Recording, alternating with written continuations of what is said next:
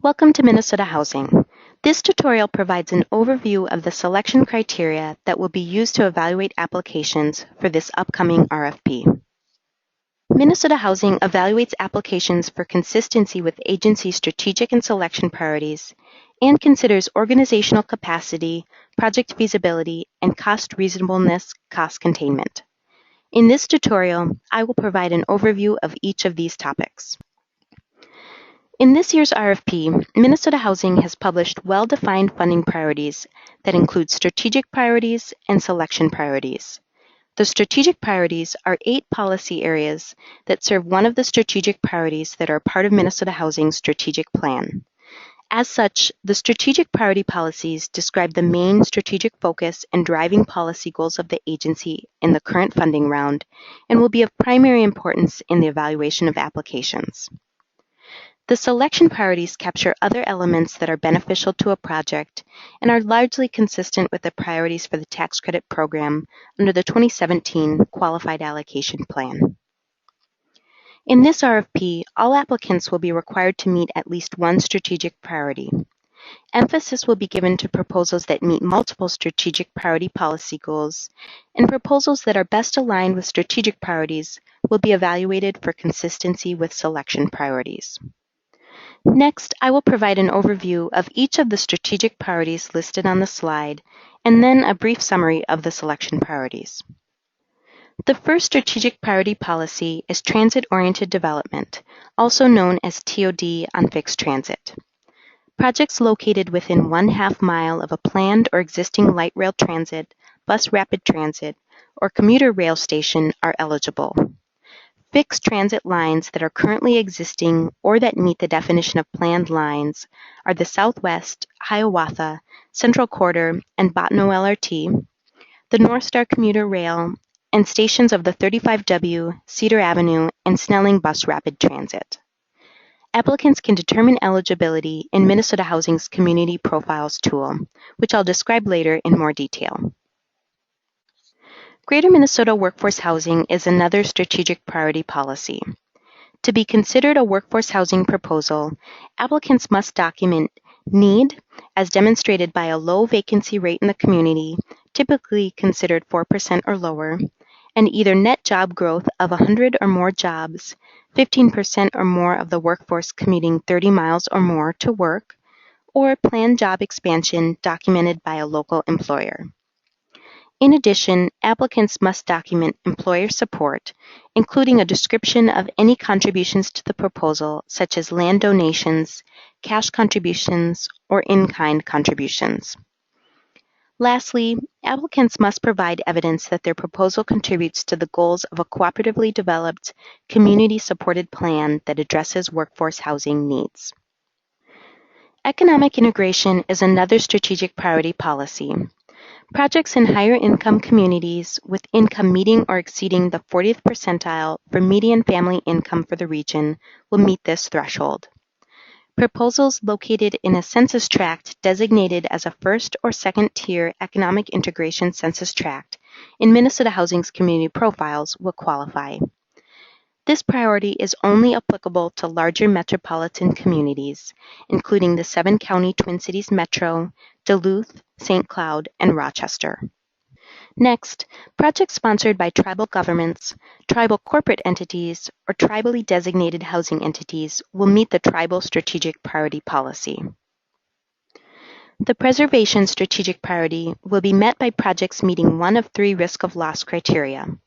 Projects that are at risk of loss due to possible conversion to market rate, due to critical physical needs, or ownership capacity needs, and that meet the definition of existing federally assisted units or critical affordable units at risk of loss, as defined in the selection priorities listed on the Deferred Loan Priority Checklist. The next strategic priority policy is planned community development. A development will qualify under this priority if it contributes to a community plan or initiative in which the local community is actively working on implementation steps identified in the plan. Geographic boundaries of a targeted geographic area must also be identified by the plan or initiative. The plan or initiative must respond to a crisis or opportunity, and pursue community, economic, or transit-oriented development objectives for the target geography. The plan or initiative must also include the rehabilitation or production of affordable housing as a strategy to meet identified objectives. And lastly, the plan must identify specific activities and investments by which the local community is pursuing and implementing the objectives.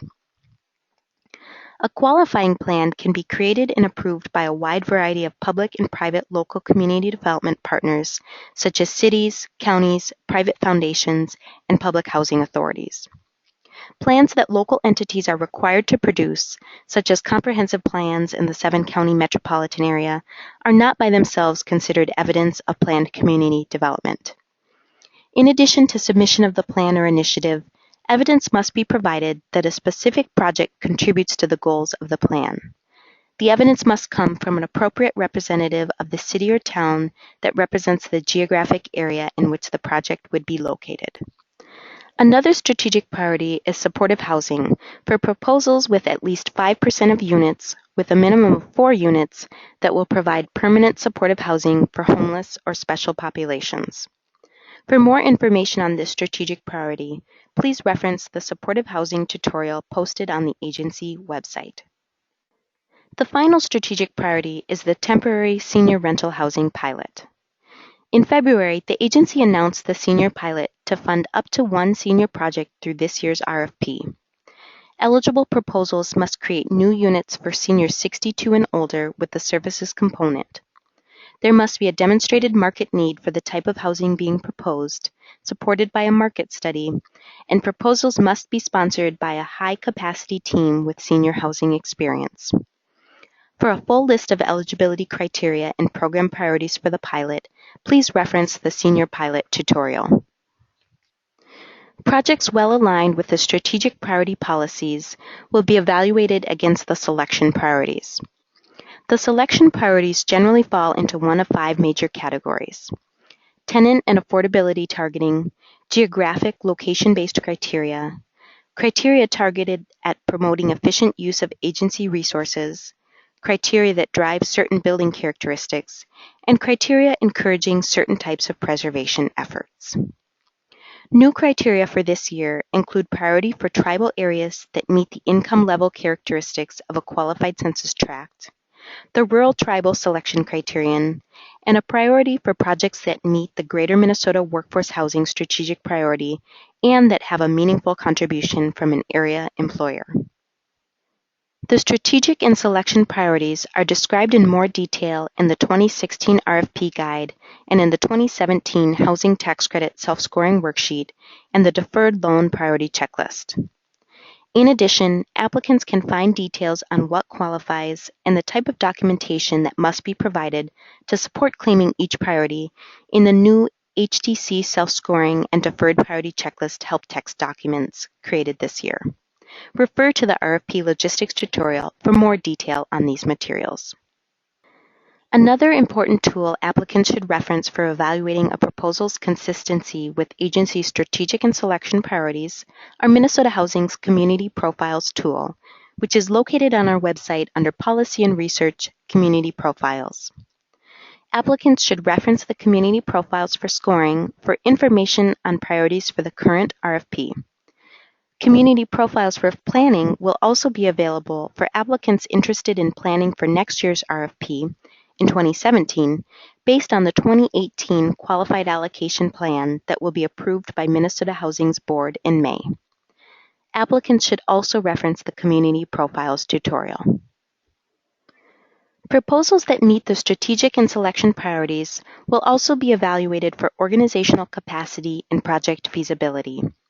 Consideration will be given to the applicant's mission, related housing experience, whether the applicant has successfully completed similar projects or is partnering with other organizations that have, and whether the applicant has strong current and expected capacity to complete and maintain the proposed housing, as well as other proposals being developed by the organization. In terms of project feasibility, the nature of the proposed site, whether the proposed housing is needed in the intended market, whether costs of developing the housing are reasonable, whether the housing is economically viable, and for permanent supportive housing, whether the applicant has secured ongoing funding for supportive services will be evaluated. Of particular emphasis for the agency is cost reasonableness and cost containment. The agency evaluates total development costs and intermediary costs and is interested in ensuring that the costs are reasonable given the type of development being proposed and that overall costs represent an efficient use of scarce low-income housing dollars. The agency uses a cost predictive model to assist in determining cost reasonableness, the expertise of agency architects, and the cost containment thresholds calculated through the 9% tax credit competition in the cost containment scoring criterion.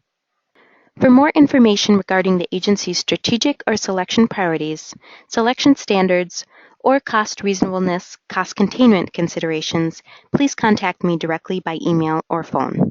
Thank you.